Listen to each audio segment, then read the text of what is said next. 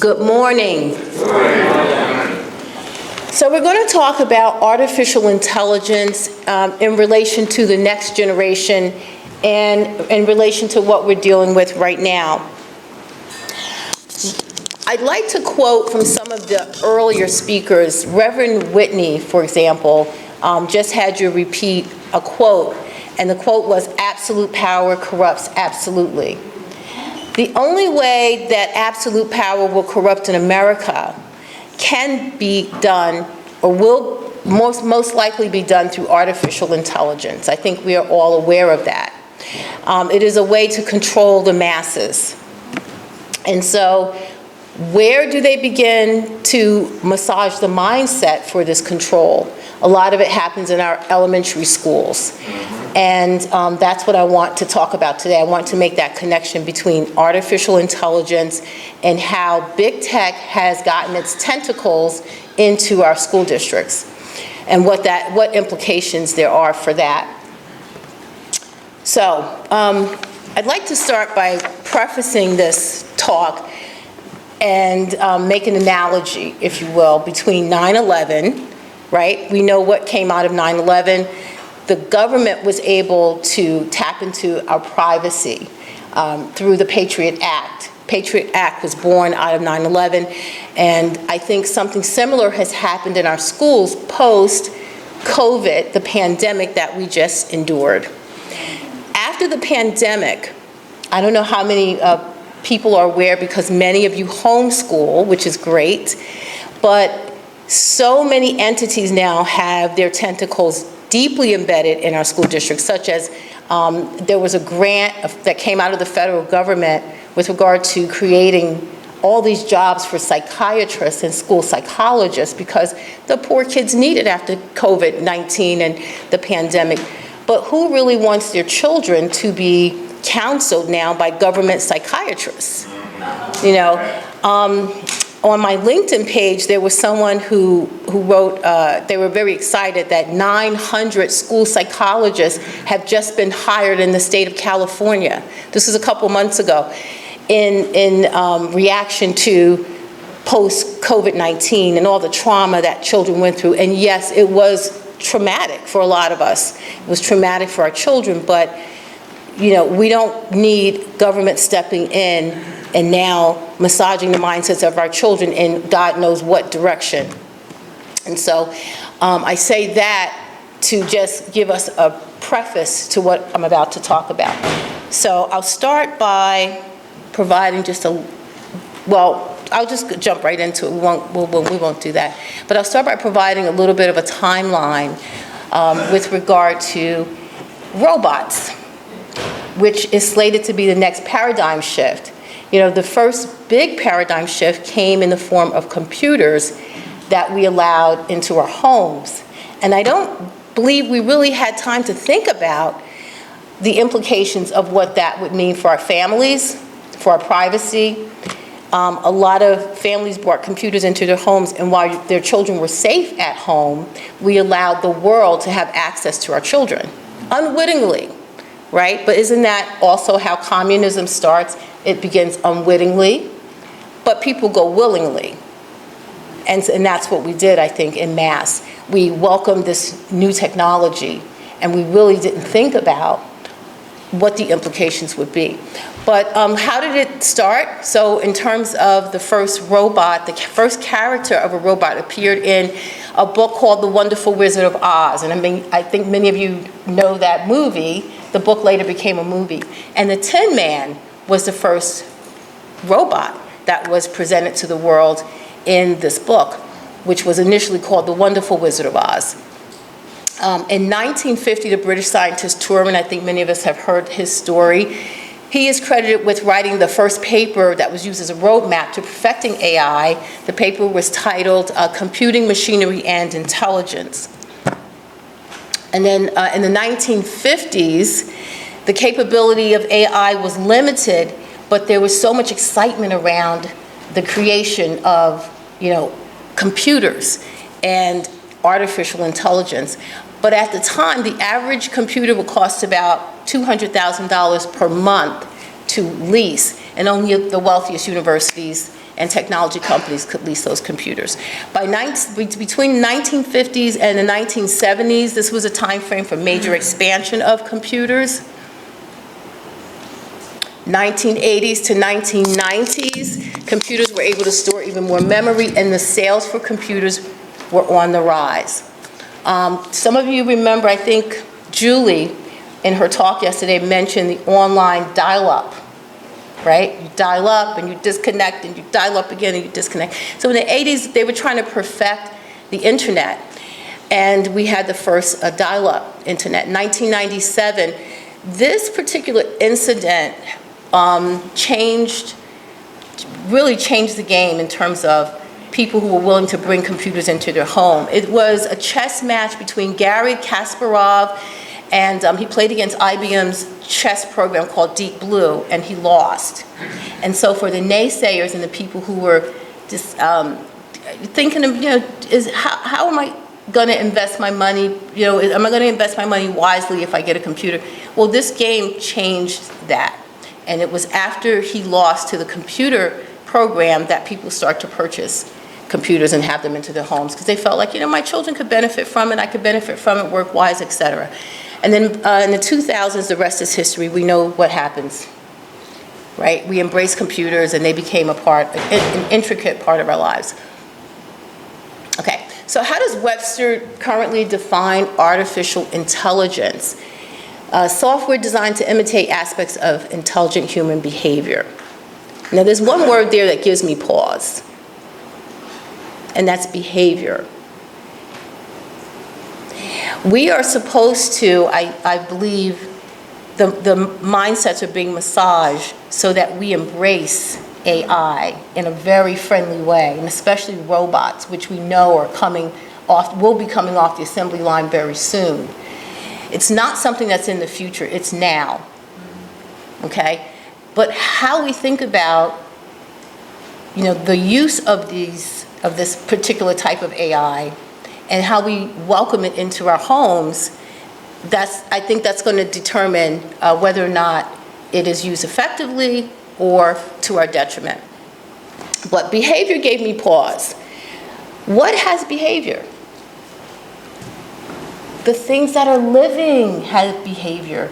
You can see behavior in animals. You can see behavior in people, okay? And so, why they would attach the word behavior to this definition, I'm not really sure.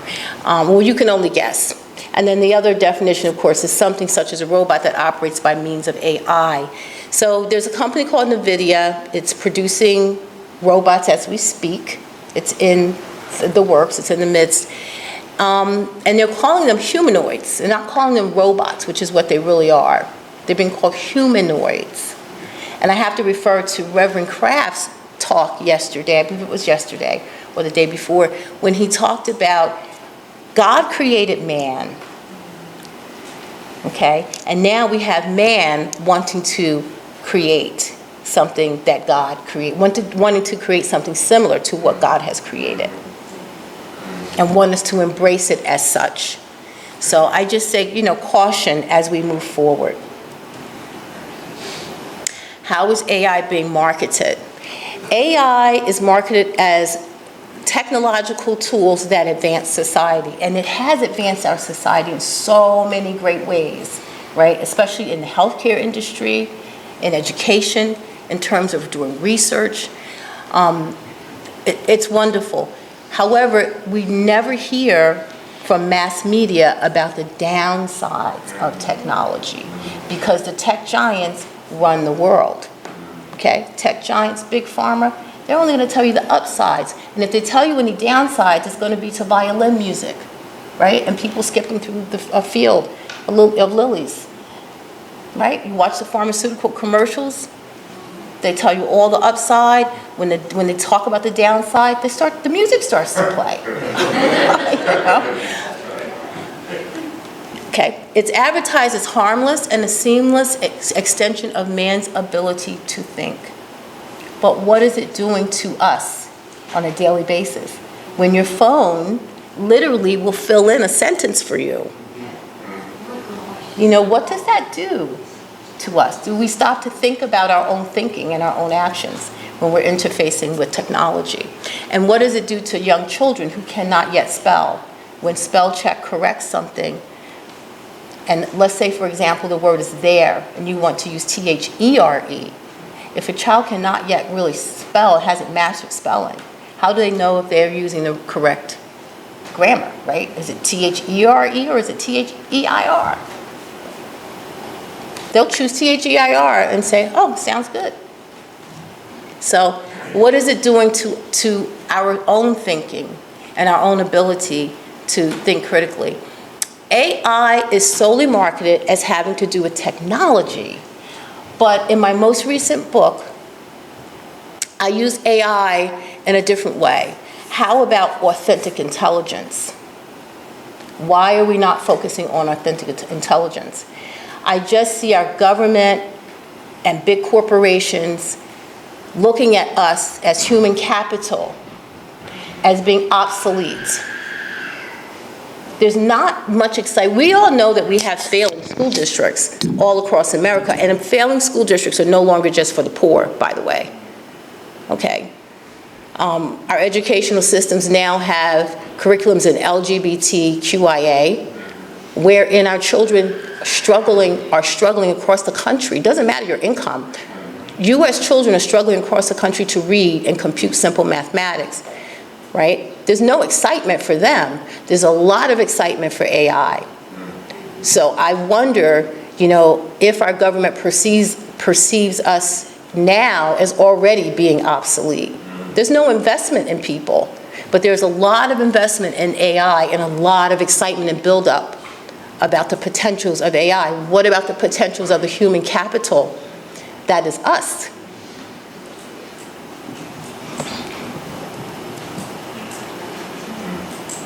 So these are the reading scores, the latest. This is after COVID-19. You can read the first paragraph for yourself.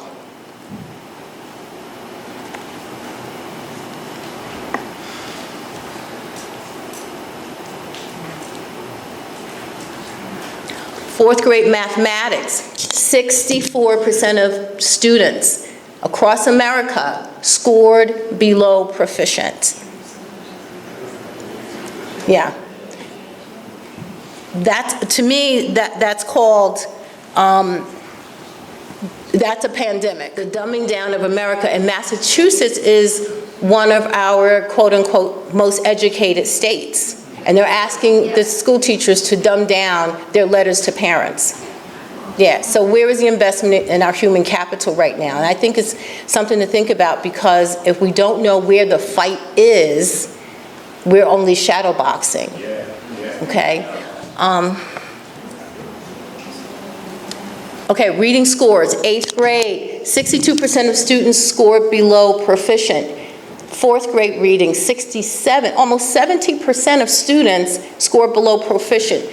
Do you see this on the mainstream media, on the news? 8th grade reading, 69% of students scored below proficient. This is overall, this is not just in your big cities, this is not just poor kids, this is our children in America. Is it strictly public schools or all schools? I believe that these scores came from public schools. When you look at the national report card, this is really interesting, because I was sharing scores with a friend and they said, oh no, your numbers are off. And I said, no, my numbers are not off. So I had to teach them how to read. The learning curve hasn't changed, you guys, right? You have above proficient, you have proficient, which most people are expected to fall, and then you have below proficient. That has not changed. So I don't know if it's because it's an election year, but this is a government agency.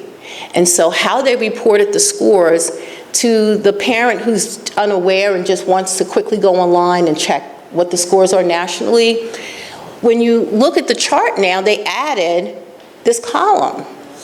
So I had to explain to my friend that column on the end, the one in right next to proficient says somewhat. You're not somewhat proficient. You are proficient, you're above proficient, and you're below proficient. Okay, so the numbers I presented to you are those two columns, the last two columns combined. So when you look online, don't say, oh, her numbers were off. No, my numbers are not off. There was an extra column added to make it seem like, because we're in the midst of deep deception right now, okay, with everything. And this is no exception. So the scores are so bad that they felt the need to add an extra column so it didn't appear to be as bad as the numbers are. Yeah. So that was just FYI. Okay. So what does the future of AI look like? I have a small clip for you.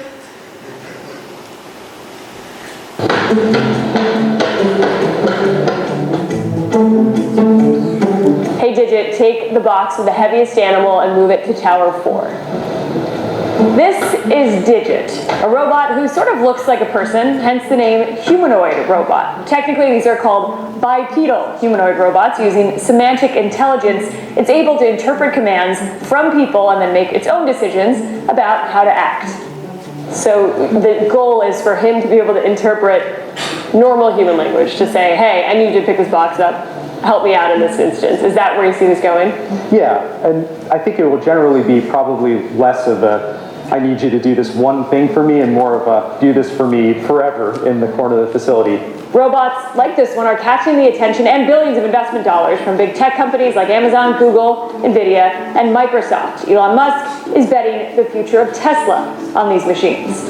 As you see Optimus develop, it's really going to transform the world, I think, to a degree even greater than the cars. Some also argue robots like Digit can solve the world's labor crisis, filling jobs that are too dangerous or that people simply don't want.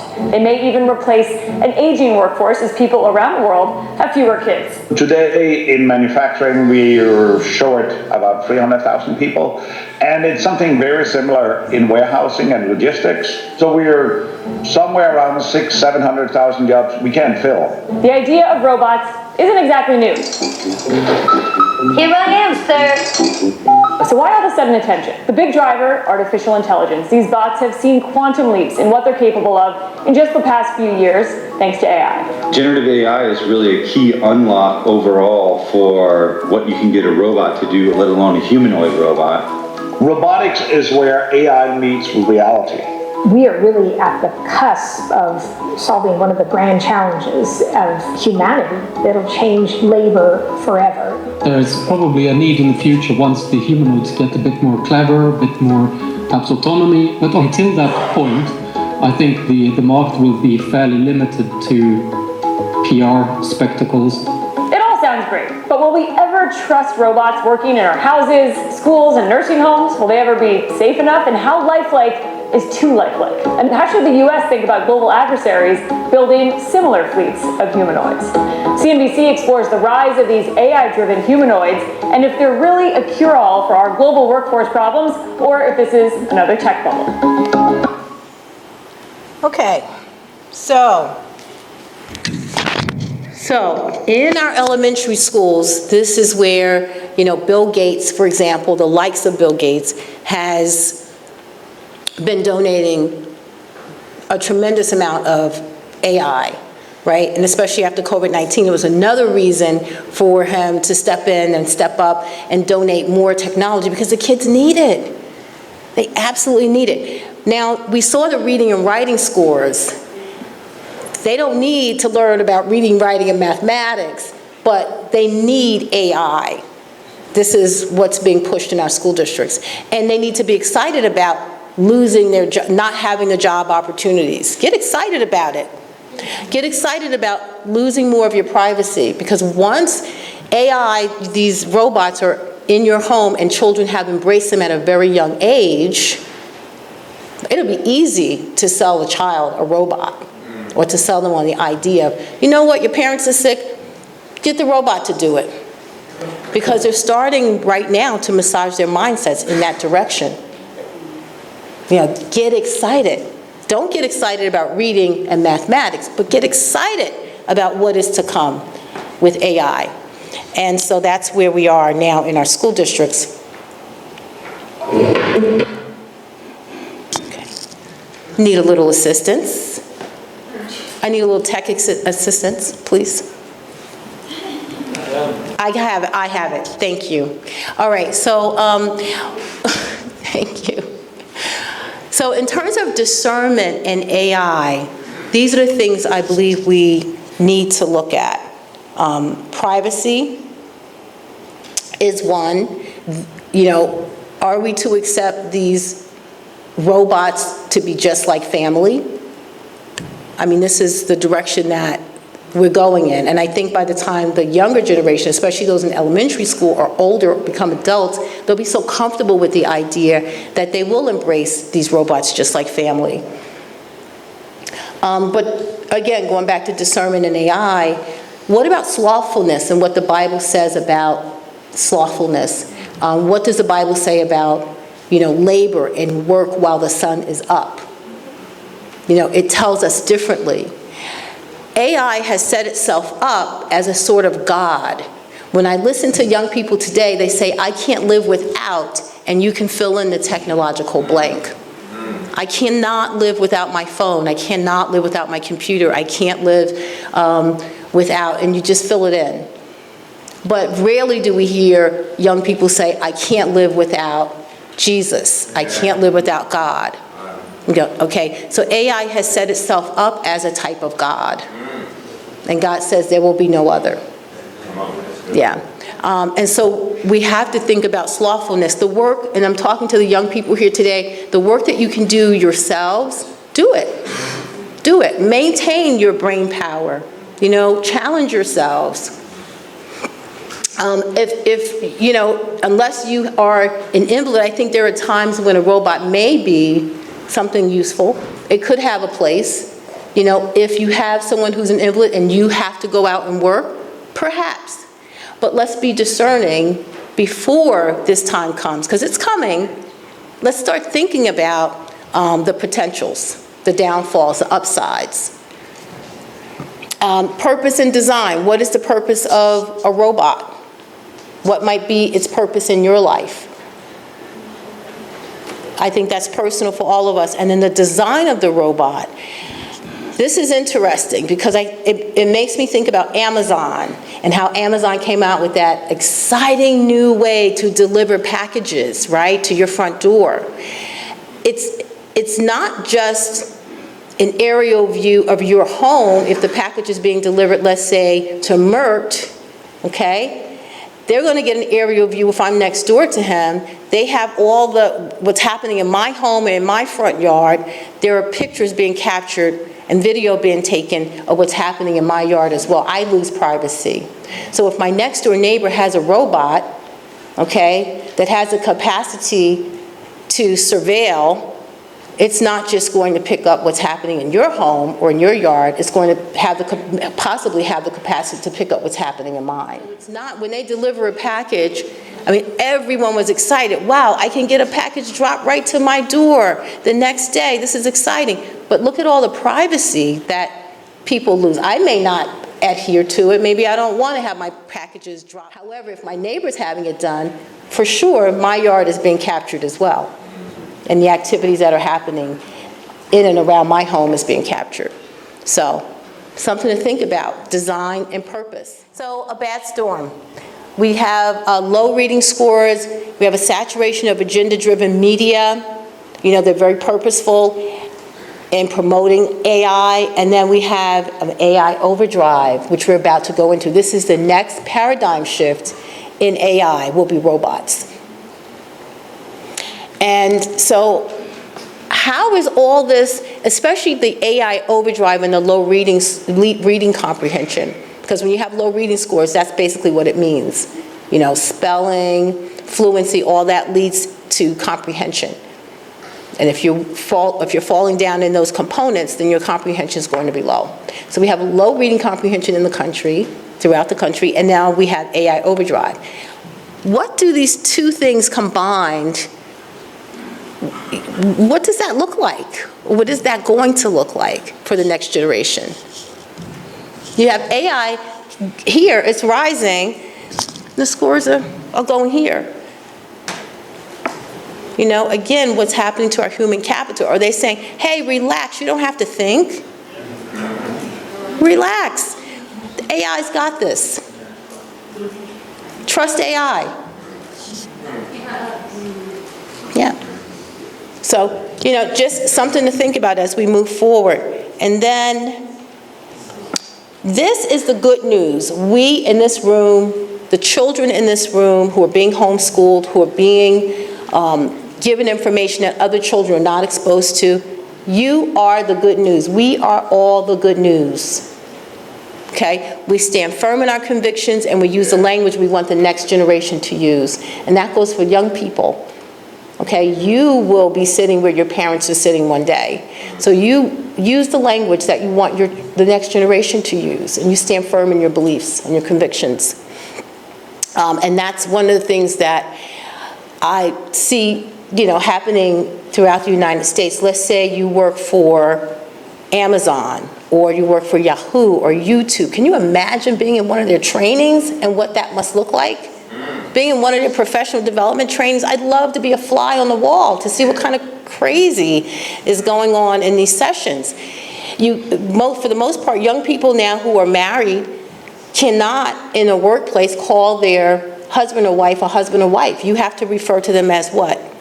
Partner. Because it is offensive to those who are same-sex marriage, who are involved in that, engaged in that. So you have a lot of young people running around calling their wife or husband my partner on a regular basis. Another saying is, what's your pronoun? What's your preferred pronoun? So in those trainings, this is what they're being taught to say. You know, when you interface with a customer, you have to ask them, what's your preferred pronoun? Even in the doctor's offices, we see it. You know, when you go to the doctor's office now, they ask you what's your preferred pronoun. And I always write, I am a Christian, I am offended by this question. You know, and you're a doctor, you know that, you know, what God made is not going to change, irrespective of what surgery someone gets. You know, the chromosomes don't change. What did you say? I am a Christian, I am offended by this question. You know, I don't know how much good it's going to do, but, you know, that's it. So we stand firm in our language. And then messages, we use every opportunity, of course, to spread the Christian message to a variety of audiences, not just speaking to the choir, if you will, but finding people who might be willing to listen to us for 5 minutes, and then giving them an encouraging word about Christ and about Christianity. And then discernment, of course. That's what this message is all about today. Using our discernment and not just accepting what the world gives us and being excited about it and saying, whoa, well, wait a minute, let me just think about this for a moment. So I'm not saying to not use technology, but what I'm saying is we can use it wisely and use God's discernment as we move forward with it.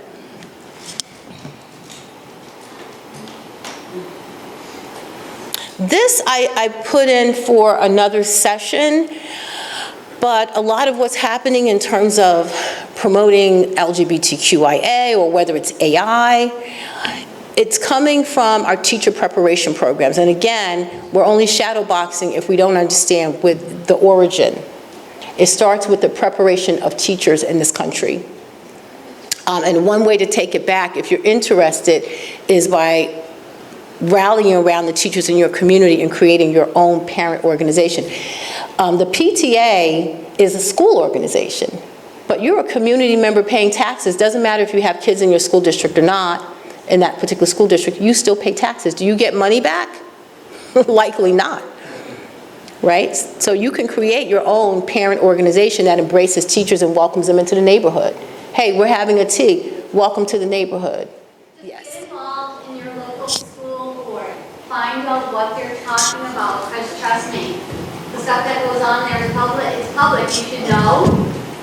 But very rarely do parents and families actually show up at these meetings. Yeah, and that's it's right. an eye opener. And I'm telling you right now, as a public school teacher, There are things that are going on in your community, in your schools, Yeah. that you have absolutely no idea about, number one. Number two, staff is told not to tell families, okay? So pull that nugget and get involved. Yeah. Oh, well said. Thank you very much for that. Yeah.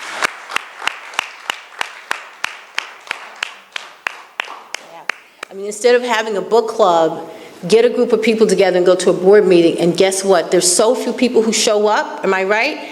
They will find out who you are. They will find out who they will find you. Find out who you are. That's right. Be prepared, Yeah. but it's worth it. It's worth it for the children. Yeah, because although you homeschool, you guys have taken out the creme de la creme in the school district. But we have millions of children who are not privy to what your children are privy to, and your children will have to interface with them at some point. You know, we are systemic, whether we like it or not. We're all joined together. All right, well, thank you for your time. I appreciate it.